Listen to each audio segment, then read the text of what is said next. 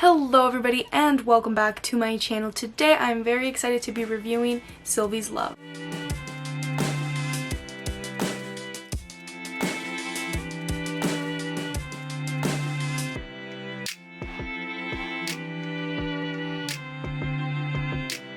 Sylvie has a summer romance with a saxophonist who takes a summer job at her father's record store in Harlem. When they reconnect years later, they discover that their feelings for each other have not faded with the years. So this review will be completely spoiler free, and this movie is coming out on Amazon Prime December 23rd, and I really urge all of you guys to watch it. If there's one thing you take away from this review, watch this movie because it is really good, and this is definitely going to be one of my favorites of the year. From beginning to end, I was just smiling the entire way through. I just want to start off by talking about how much I loved the retro style of this movie. Everything about it production wise was beautiful. The directing was amazing and so was the editing. I really liked how the story was told because it did use some flashbacks as well as the present in their time, which was the 60s, and I think the amount of flashbacks that we got was enough because I really did enjoy the short amount of flashbacks we got and then the story that was given in the present. And I also liked how you can tell a big difference between the flashbacks because they're 5 years apart. You can definitely tell the difference just on the style of the clothing, the music, as well as the characters, which I will get to more when I talk about the acting because I thought the acting was excellent. But the costumes were amazing, the sets were so awesome, and my favorite part was the music, which plays a huge part into the story because these two characters that we meet at the beginning meet at a record store, so obviously off the bat you're gonna know that music should be good in this movie. And the guy that she meets is a musician, so it's awesome. The soundtrack was amazing. Like, they used a lot of blues and jazz, which I really enjoyed those, as well as the movie score for the movie was really well done and I really enjoyed it, and I just want to listen to it all day because it was so nice and why can't I say that word? It was so nice and soothing.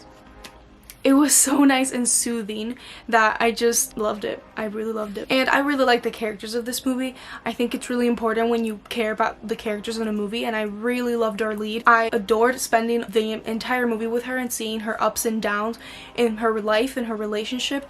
And what I enjoyed a lot about this movie was that, yeah, this is a love story and it is a romance, but also it's about Sylvie herself, especially when you watch the movie, which I really won't get into spoilers here, but when you do watch the movie, you realize that there are certain things that she learns and certain obstacles, and I think they did a really good job in balancing her relationship with other people as well as her relationship with herself, and you could see a growth in character from beginning to end, and I absolutely adored that because it made the movie very satisfying. And Tessa Thompson did an amazing job acting here. I absolutely love her and she's been killing it lately. And something that I loved about her performance was that 5-year gap, because we first meet her and it's 5 years ago, and you know, she's a completely different person than she is 5 years later, because at heart she's the same person, but she did a really good job in differentiating them because you could tell that 5 years later she's more mature. But then when she does meet this guy again that she met 5 years ago at the record store, she starts to kind of bring back traits that we saw at the flashbacks, and it was awesome. Like, the acting was phenomenal, and that goes for everybody. I also really loved Nnamdi's Asomugha's performance.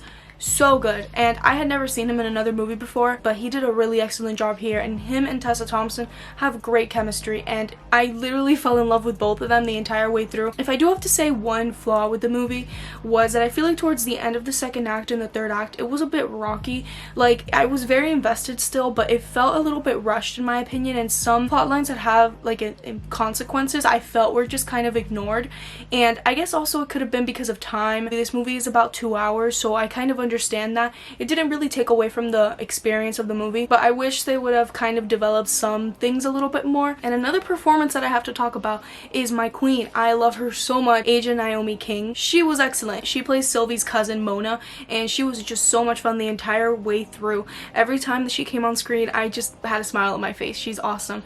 And I know her from How to Get Away with Murder because I used to really like that show. It's a very good show if you guys haven't seen it.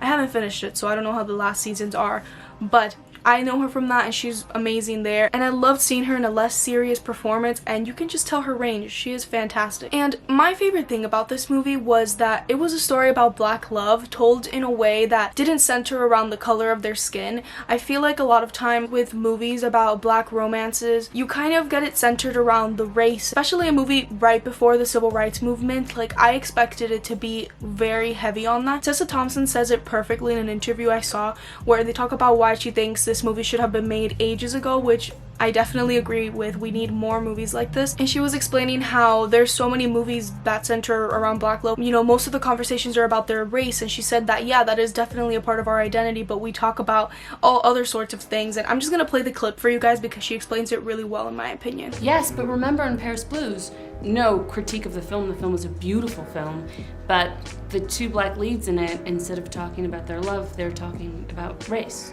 That's right. They spend the whole film talking about the responsibility of race. Wow. And I think there is a part of black identity where that's true, but there's also times when we just sit and talk about what we want to eat, and we talk about love, and we get to enjoy that together and not have to talk about the strife of our racial identity. That's right. And this movie still mentions race because you get that in a very subtle way, and I really, really liked that.